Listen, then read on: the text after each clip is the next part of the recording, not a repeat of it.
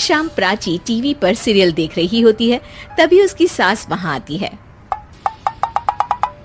अरे सीरियल में तो ऐसे मग्न है जैसे आज रात का खाना पड़ोसी आकर बनाएंगे। मुझे पता ही नहीं था आपने अपने बेटे की शादी पड़ोस में भी की हुई है। हैं? मतलब?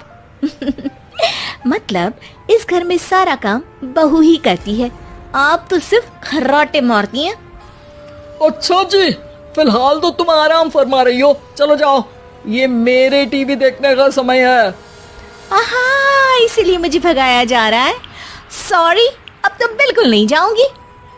प्राची की इस बात पर दोनों सास बहू के बीच टीवी रिमोट के पीछे बच्चों जैसे छीना झपटी शुरू हो जाती है, जिसके बीच श्लोक भी काम से घर वापस आ जाता है।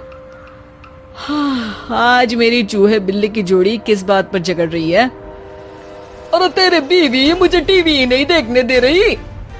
अरे तुम्हारी मम्मी मुझे खाना बनाने के लिए फोर्स कर रही है। अरे वाह, ऐसे बेतुके रीजन पर तो बच्चे भी झगड़ा नहीं करते।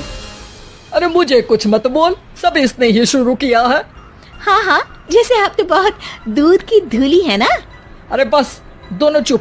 प्राची जाओ, खाने की तैयारी करो। और माँ तो छोड़ो, तुम्हें क्या बोलूं, शांति से अपना सीरियल देखो, मुझे दोबारा लड़ने की आवाज सुनाई नहीं देनी चाहिए।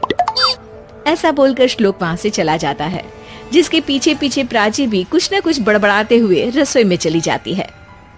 हाँ हाँ, सासू जी को तो कुछ बोलेंगे ही नहीं, बस मुझ पर ही हुक्म चलता है, खाना बनाओ, जैसे मैं इनके घर में खाना बनाने के लिए आई हूँ। इसी तरह शाम बीतती है और रात को श्लोक और प्राची की सास खाना खाकर सोने चले जाते हैं, लेकिन प्राची गुस्से में कुछ खाए बिना काम में ही लगी रहती है। इस घर में किसी को घंटा फिक्र नहीं पड़ता, मैं खाऊं या भूखी रहूं। प्राची कुछ देर के लिए रसोई से बाहर जाती है और जैसे ही वापस आती है तो वहां दूध का भरा ग्लास देखकर हैरान रह जाती है। फिक्र पूरी है, बस दिखाना नहीं है।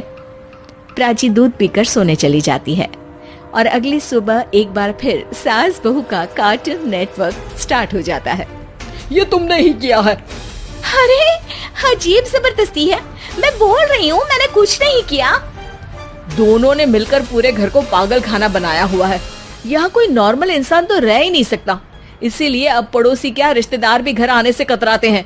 और सुन बेटे, तू भी चंगा, तेरी माँ भी चंगी, तेरी बीवी भी चंगी, रिश्तेदार। हाँ जी, आपको नहीं पता क्या, गंगाधर ही शक्तिमान है, रिश्तेदार ही। हाँ हाँ, बस समझ गया। कभी जानवरों जैसे लड़ेंगी तो कभी जुगलबंदी करेंगी। भाई मैं आप दोनों के बीच में नहीं फंसना चाहता। सास बहू की इस मनमौजी जोड़ी से परेशान होकर श्लोक अपना सिर खुजलाता वहां से चला जाता है।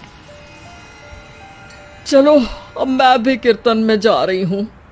इस पर जैसे ही सास कमरे में अपना पर्स लेने जाती है तो वहां नाश्ते की प्लेट रखी देख मुस्कुराने लगती है और नाश्ता करके घर से बाहर निकलते हुए कुछ पैसे टेबल पर रख जाती है, जिसके कुछ देर बाद सिलेंडर वाला घर आता है।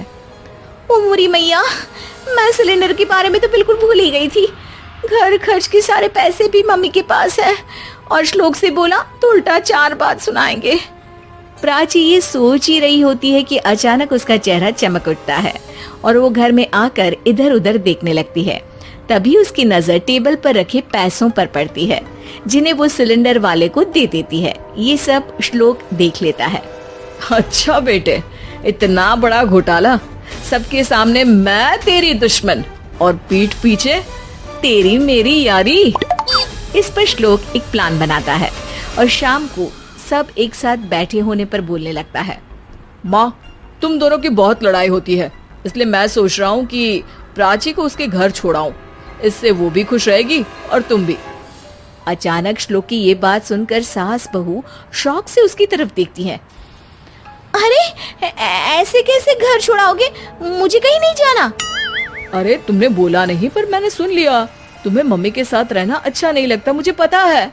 अरे वो अरे, जब बहू खुद कुछ काम बोले तो वो तुझे सुनता नहीं, और अब जो इसने बोला ही नहीं वो तू समझ गया। जब उसे नहीं जाना तो फिर जबरदस्ती क्यों कर रहा है?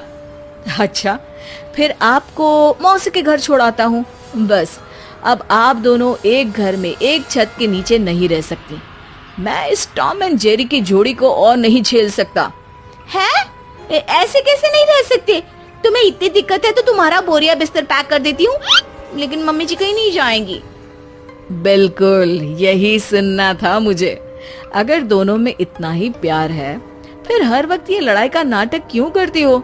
देखा मैंने कैसे माँ किचन में दूध रखती है और तुम उनके लिए कमरे में नाश्ता रखती हो, और कैसे वो पहले ही तुम्हारी दिक्कत समझकर घर में पैसे रखकर बाहर जाती है। अरे भाई, इतना ड्रामा तो डेली सोप में भी नहीं होता जितना तुम दोनों ने इस घर में फैलाया हुआ है। तू हमें टॉम एंड जेरी बोलता है ना, तो याद कर वो दोनों भी एक दूसरे को बाहर वालों की बुरी नजर से बचाने के लिए हमेशा सबके सामने लड़ते थे, लेकिन अकेले में दिक्कत के समय मदद भी तो करते थे। बस हमारा रिश्ता भी कुछ ऐसा ही है। और वैसे भी अगर सास बहू में तू मैं नहीं होती तो दुनिया वालों को कहानियां कैसे मिलेंगी?